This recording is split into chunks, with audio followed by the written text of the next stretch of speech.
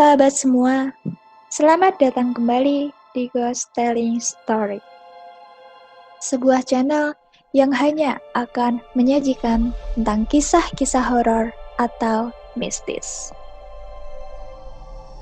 Sebagai saran, jika kalian ingin mendapatkan suasana yang lebih menegangkan, kalian bisa mendengarkan channel ini di malam hari dengan lampu yang telah kalian matikan.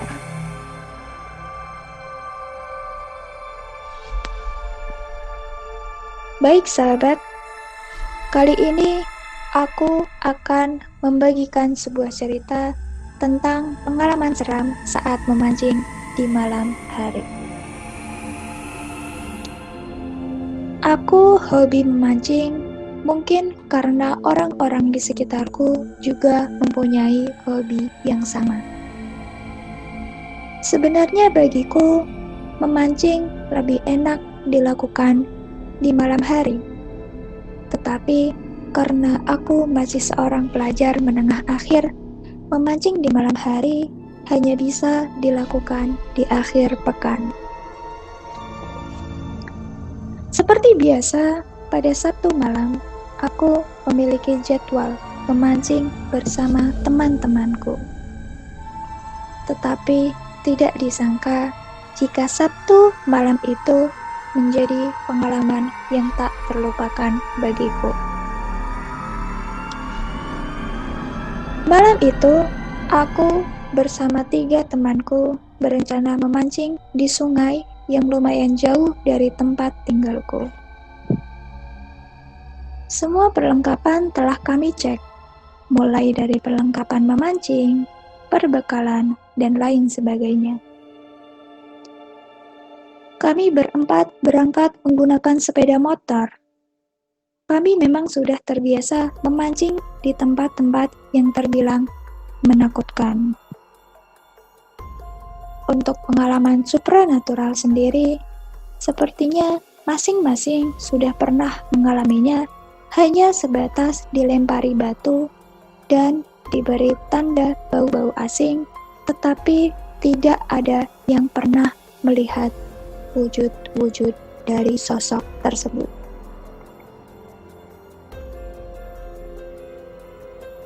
Untuk menuju daerah pemancingan, dari jalan aspal, kami harus melewati jalan tanah dan berbatu, serta jalan di tengah sawah. Sebelum sampai di daerah lokasi memancing, kami harus berjalan setelah memarkirkan sepeda motor. Sebenarnya tidak ada parkiran di sana. Hanya terdapat pepohonan dan rumput-rumput liar. Kami juga sempat melihat ada beberapa sepeda motor di sekitar sana. Sebuah pertanda jika banyak pemancing-pemancing lain yang juga berada di lokasi tersebut. Untuk menuju sungai, kami berjalan menyusuri perkebunan liar kurang lebih 50 meter. Sesampainya di lokasi memancing, kami langsung mencari tempat yang cocok. Kami menggunakan lampu senter kecil sebagai penerangan, atau terkadang sebagian dari kami hanya menggunakan penerangan dari handphone saja. Karena kalau menggunakan alat penerangan yang berlebih, bisa mengganggu pemancing yang kami lewati di pinggir sungai, atau ikan menjauh karena cahaya tersebut. Ditambah lagi, malam ini malam bulan purnama. Jadi, cahaya bulan sedikit membantu untuk kami melihat jalanan sekitar. Setelah menemukan tempat yang cocok, kami mulai acara memancingnya. Walau memancing bersama, bukan berarti kami berdamping-dampingan. Biasanya, jarak antara satu pemancing lain dengan pemancing yang lainnya adalah sekitar 10 meter atau lebih. Di handphone telah menunjukkan pukul 12:05. Sudah 30 menit memancing, namun belum satupun ikan didapat. Kuputuskan untuk pindah lokasi bersama satu temanku, Adi. Kira-kira 40 meter dari tempat semula, aku mencoba peruntunganku. Setelah 15 menit, ikan berukuran sedang menyambar umpan, namun sayang, ikan tersebut berhasil lepas. Untuk seorang pemancing, memang membutuhkan kesabaran. Tetapi, jika tempat memancing tersebut baru bagi si pemancing, urusan pindah-pindah tempat memang merupakan hal yang biasa. Selang 10 menit, ada dua pemancing lain yang melewatiku. Sepertinya mereka mau pulang. Kami hanya bertegur sapa sebagai sesama pemancing. Salah satunya mengatakan padaku kalau di sana ada spot yang bagus kira-kira 20 meter dari tempatku sekarang.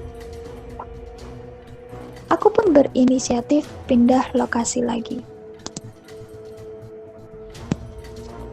Sehingga kini posisiku berada paling jauh dari teman-temanku. Tetapi aku masih bisa melihat keberadaan temanku Adi dari bara rokok yang menyala. Sebelum memancing, aku iseng untuk bilang, "Permisi mbah, minta ikannya." Selang beberapa menit, aku mendapatkan ikan ukuran sedang. Aku tidak berpikir bahwa hal itu karena ucapanku tadi. Sampai akhirnya, ikan ketiga berhasil didapat. Mungkin karena spot di sini memang bagus untuk ikan berkumpul, pikirku. Suasana dini hari kian hening.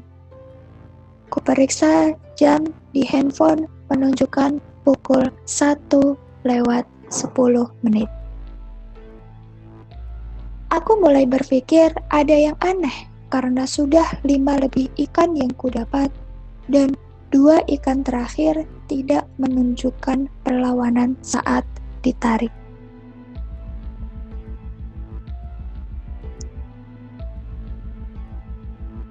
Tetapi aku masih enggan untuk kembali bersama teman-teman dan melanjutkan keberuntunganku. Walau sedikit takut, ku tarik kembali pancingku saat ikan menggigit umpan. Kupandangi area sekitar yang ternyata kalau dilihat-lihat cukup seram, yang dimana masih banyak pohon besar di tepi sungai dan beberapa burung hantu bersautan. Tetapi hal itu tidak membuatku untuk takut 100%, karena pemancing malam sudah terbiasa. Yang tidak biasa adalah ikan yang tidak menunjukkan perlawanan saat ditarik. Itu yang membuatku sedikit takut. Kurasakan HP bergetar. Temanku Adi mengirim sebuah SMS yang mengajak kami pulang dan kukatakan bahwa untuk menungguku sebentar lagi. Bulan makin menunjukkan sinarnya. Terlihat sedikit cahaya menyinari air sungai. Tak terhitung lagi ikan yang kudapat. Tiba-tiba angin berhembus seperti menandakan sesuatu.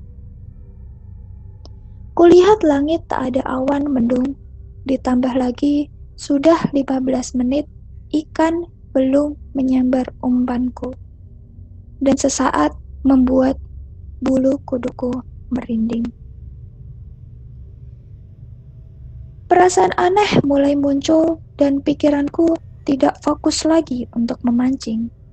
membuatku ingin segera kembali bersama teman-teman. Saat ingin menarik benang pancingku, tiba-tiba ada ikan yang menyambar umpan dan segera kutarik. Kembali ikan tak menunjukkan perlawanan sama sekali. Kulepaskan kail dari mulut ikan tersebut. Saat mengambil semua ikan hasil tangkapan, aku dikagetkan dengan sekelebetan bayangan yang kukira adalah sebuah burung. Pandanganku tertuju pada sungai di depanku. Jarak 10 meter terlihat sosok wanita berendam dengan ekspresi datar dan tangan melambai-lambai ke arahku. Pikiranku masih sehat. Aku bisa mengerti bahwa itu bukan manusia. Karena dari tadi aku tidak melihat wanita saat memancing. Dan wanita macam apa yang berendam dini hari di tempat seperti ini? Tanpa menghiraukannya, aku segera pergi. Kualihkan pandangan dan dari kejauhan terlihat temanku Adi yang berdiri menungguku untuk berkumpul dengan dua teman yang lainnya. Dan kembali ku tengok sosok wanita tersebut, namun itu adalah keputusan yang bodoh. Aku tak melihat sosok wanita tadi, namun sekarang yang kulihat adalah sosok kain lusuh yang membentuk suatu bungkusan. Kalian pasti sudah bisa menebak. Pocong atau pocongan tersebut berdiri di atas air tepat sosok wanita tadi berada.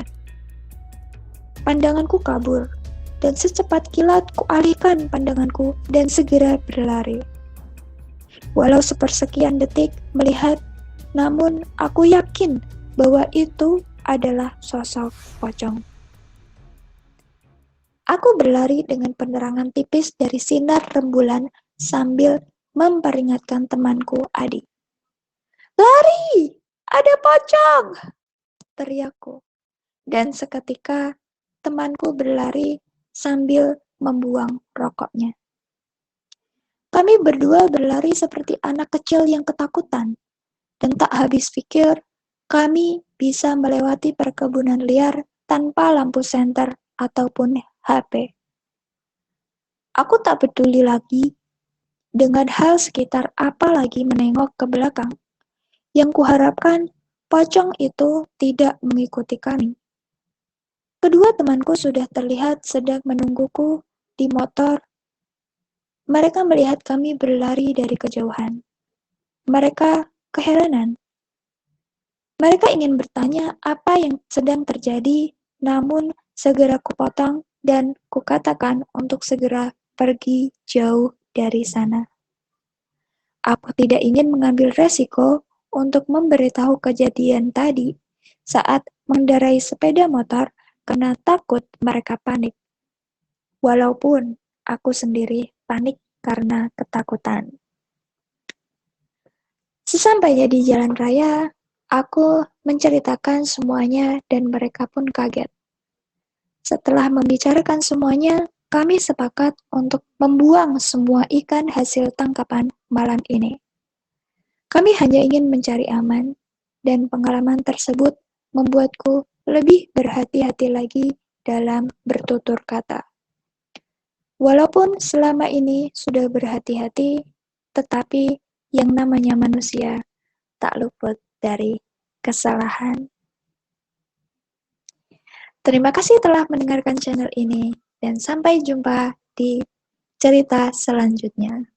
Bye-bye!